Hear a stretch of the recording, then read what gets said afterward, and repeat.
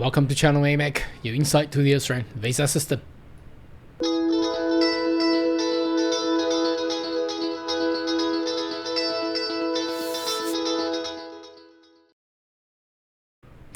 Good day everyone, my name is Carl Young, your online YouTube visa consultant.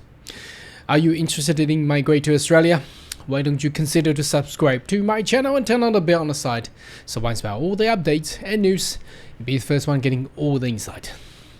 Alright, today let's shift our focus to Northern Territory, which is one of the least likelihood that I really preferred anyone to actually skill migrate to, but it still provides an opportunity, and there are numbers of people who really enjoy the lifestyle in Northern Territory. A lot of people that doesn't want to go to Australia to go into a capital city or suburban area such as Sydney, Melbourne and Brisbane.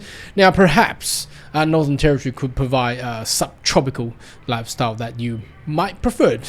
Now it does provide other opportunities as well. It has a lower requirements, unlike the state of Tasmania, where they keep heightening up, increasing the criteria rather than dropping the criteria down.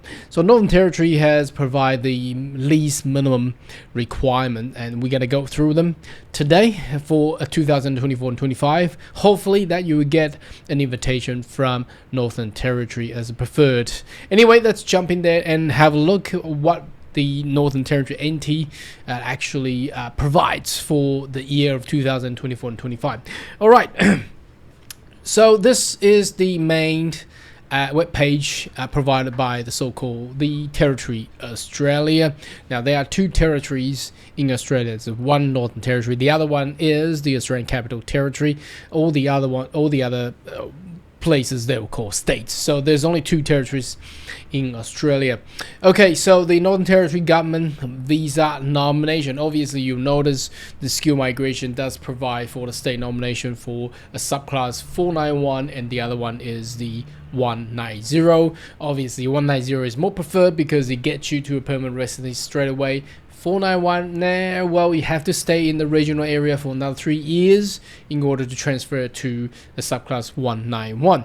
Okay, so what they offer here, there's a lot of updates. Let's have a read there. It says Migration NT is continue receiving access onshore application for nomination. However, for offshore, if they will continue to assess the current ones, but they were temporarily suspended. Existing offshore application will continue to be assessed. We hope that the position reopen by the date of 12th August 2024. Not too sure how much of difference that will make, but I think they are just changing a little bit of the so-called the occupation list, I think. Okay, before applying you need to be sure that you're eligible. So let's have a look at the nomination. So for all the skill migration, again, I would like to repeat this again. You need to get at least minimum 65 points, skill assessment done, a minimum of IELTS 6, and also you need to get the EOI, expression of interest, through the skill select system. So if you don't know about what skill select is, you may want to search about skill select within my channel, because my channel actually provide a lot of information there. You can treat it as a library for my migration in Australia, so you may want to check that out. Anyway, let's come back here. What you need to know, it's all the basic information. There is a condition of NT government nomination is that you agree to work, live and settle at least 3 years in Northern Territory after your visa has been granted. So there is a so-called a commitment statement required by the Northern Territory government for you to sign in regards to this condition here. Now, whether or not it could actually bound for your granted 190 or 491 visa, it's question mark. We haven't really seen anyone in the past who, for example, they get the 491 visa and they relocate themselves to, for example, Western Australia. What will happen to them? I haven't seen anyone actually get caught on that. So anyhow, but that doesn't mean that we prefer everybody just get the visa and then leave the state. We don't like to have that advice there. You just commit to whatever you signed for, so you sign up for, okay? By applying for nomination, you must understand Northern Territory government support nomination solely for Northern Territory. It's not responsible for finding your employment. It's not liable for inaccuracy or omission. Will not issue release letter of transfer to other state. Interestingly, knowing this, I thought this only existed for the industry of international education, where you want to transfer from one university or one institution to another one, you're required to get a release letter. But I didn't know that it actually exists, so not too sure why they mentioned that. Anyway, so again, we have they offer 491 and 190, and let's go check out the step-by-step guideline here. So you need to check your eligibility. That's exactly what we have explained it previously. Assess your eligibility for Northern Territory and put an expression of interest through skill select, and that's what we just said. And you have to put in another NT application, online application, which doesn't exist previously. I mean, probably 1 or 2 years ago, but anyway, they have inserted that there so they can do a further check, because sometimes the criteria and eligibility required by the state or territory is a little bit different than what the government or the federal government requires, because the federal government provides a framework which the standards sits. It doesn't have additional criteria, so they want you to put another application because the state will have their further criteria. And let's jump in there and have a look the eligibility. Now this is for 491 and also 190, the minimum requirement, that's the standard there. I think they align with the same with what the federal government requires, so it's not much of differences there. Age has to be under 45. You got to get a skill assessment done. English, you get at least of 6.0, so there's no really extra requirements there. Now, point test, you need to get 65. So if you select 491, you get 15 points extra, or 10 point or 15 point extra from the states. And if you choose 190, you only get 5 points extra. So the minimum that you need to have is 60 points, and you choose 190, you get 65. But getting to here, I need to explain a little bit about this one. Getting into the minimum and the requirement points doesn't mean that you get invited, okay? Sometimes you need to get higher. The higher points that people have, the better opportunity and likelihood that you'll be invited by the state government or the federal government. So that's how the game is. The government will like to choose and select the best candidate that they can have. Okay, let's go back there. So point test 65, and there's a addition to the above non-gun requirement can be changed at any time. So if you're living in Australia, there's additional requirements. So when I click on this, I think that it would jump into this page here. It says additional requirement for onshore applicant if you're eligible NT graduate. So if you have studied in Northern Territory, they actually give you a better preferences here. So eligible for subclass 190, international student graduate from NT, successful complete one or more qualification after studying full-time base at NT-based institution for 2 years, 4 semester, living in NT for a period of at least 6 consecutive months. That's pretty easy, because if you study for 2 years, obviously you live there for more than 6 months, and demonstrate genuine sustained effort to obtain employment, then you will get that additional preferences from the Northern Territory government. And eligibility for 491 internationals, again, you do the same thing. You study 2 years, 4 semester, demonstrate you're genuine. So the only difference between 190 and this one is that the you don't have to live there. But this is strange, because if you have studied there, obviously you have lived there. So if you live there while holding 485 visa, graduate bridging visa, blah blah blah. I mean, everyone graduated will actually apply for 485 visa. So I don't think this actually brings differentiate much between 190 preferences and 491 preferences, because if you study in Northern Territory, you graduate. So I think what they're trying to say is, after you graduate, after you complete your courses, please do not leave. Do not apply for 485 visa and leave Northern Territory.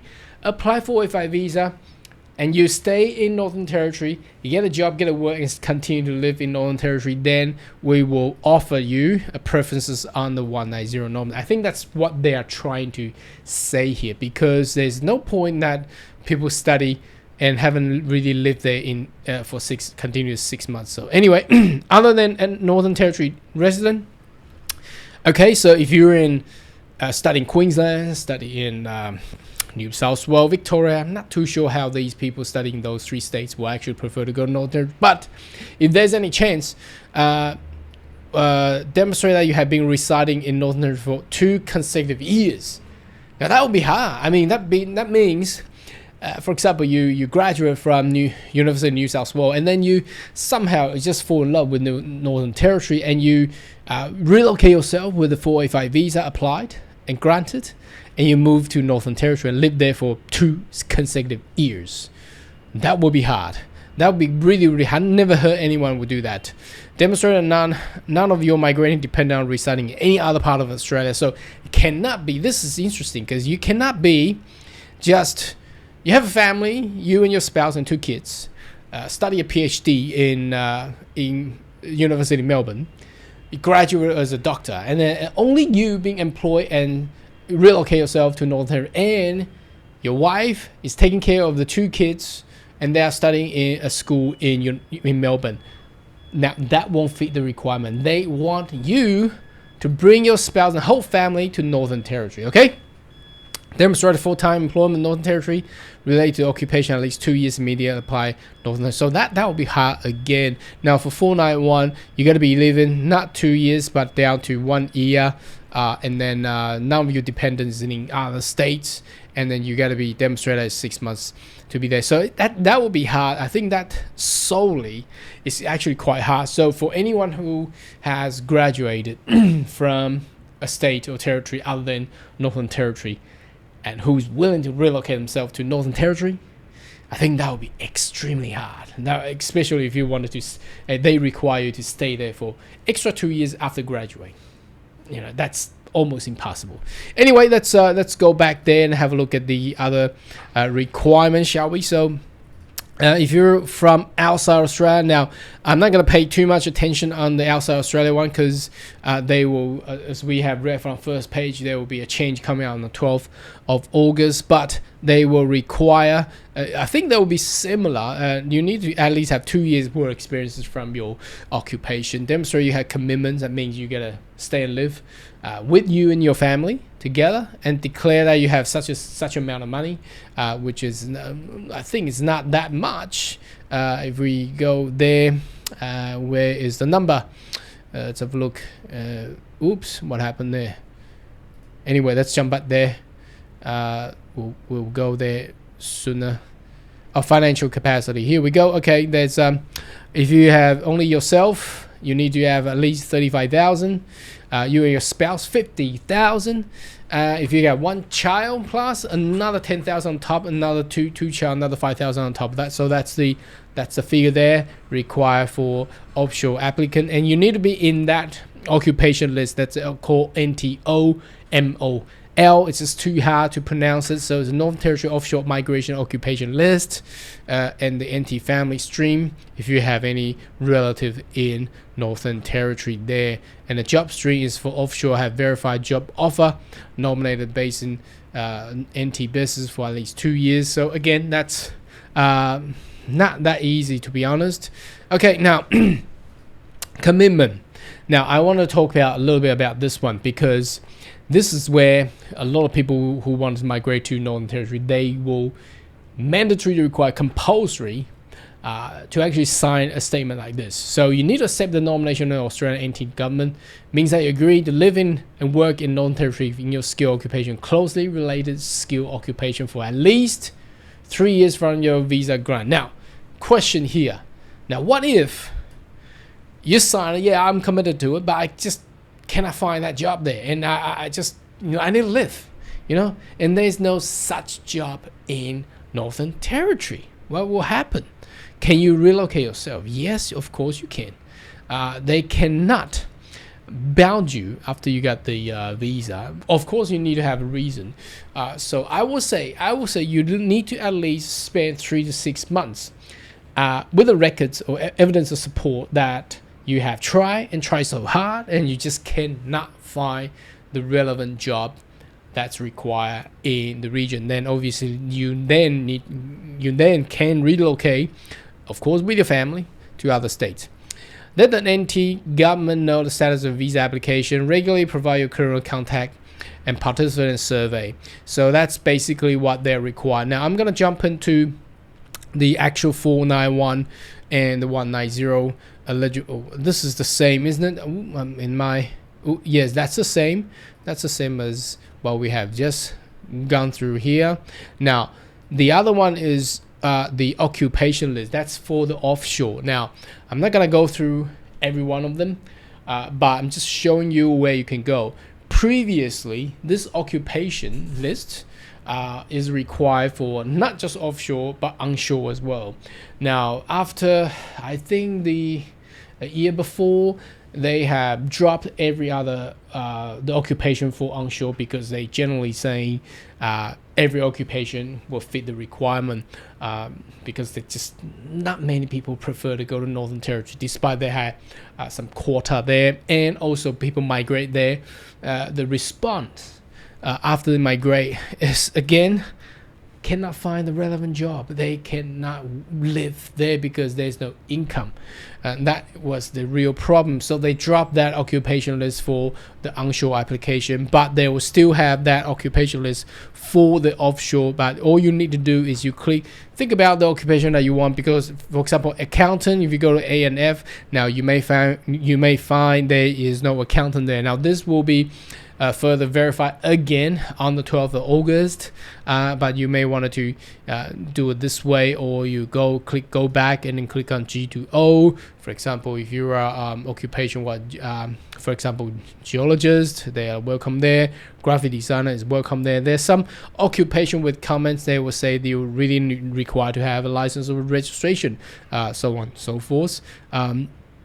Some of these ICT, I don't know if they can actually find any job in Northern Territory there. So if we go back and click on P to Z, again, you'll see all these occupation there. So I'm not gonna go through every one of those occupation there. So let's summarize this. Now Northern Territory is open for state nomination skill migration for subclass 190 and subclass 491.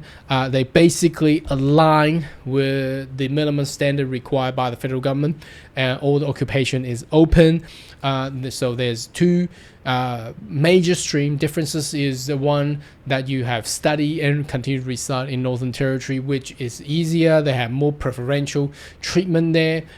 You study 2 years and continue to live there, and obviously find a job there, you will get nominated. And for other people studying in other states and wanting to relocate themselves to Northern Territory, it's seemingly impossible. I don't think that will be a good scenario. For example, you have studied 2 years and live in 2 years in Sydney, and somehow you relocate to Northern, unless you have the study, the courses, the program that you have studied, the discipline is, for example, about subtropical environment, whatever that is, that's related to Northern Territory. Otherwise, it will be really, I'm not gonna say foolish, but it's gonna be very awkward to actually relocate yourself to Northern Territory, where the opportunity there is very, very minimal.